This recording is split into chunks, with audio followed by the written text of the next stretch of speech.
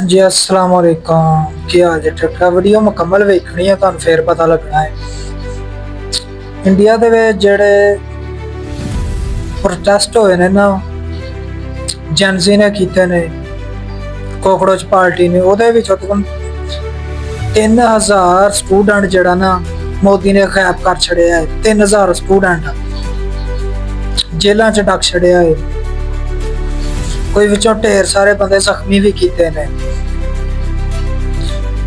पत्थर वाले ट्रक भी लिया के खिलारे ताकि आवाम उते पथराव किया जा सके ताकि आवाम को नुकसान पहुंचाया जा सके।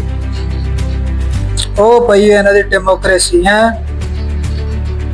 डेमोक्रेसी ओ भाई ओ जमहूरियत ओ भाई जमहूरियत दी ऐसी तैसी देख रख छड़ी है। मोदी सरकार हुण मूंह च पाउण वास्ते नशा फिरदा है कि मैनूं मूंह च पाउण वास्ते कोई जगह लभ जाए। बकायदा जिहड़ी गल है ना सानूं मुकम्मल पता है कि मोदी ने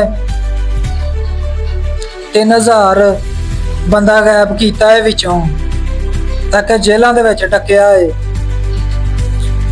ते इस मेरी वीडियो नूं सब तो ज़्यादा शेयर किया जाए ताकि इंडिया तक मेरी वीडियो पुजे उन्हां दी आवाम तक पुजे। तगड़े 3000 स्टूडेंट ने उन्होंने गायब कर छड़िया मोदी सरकार ने। नाल मैं वीडियो भी चला देंगा ठीक है।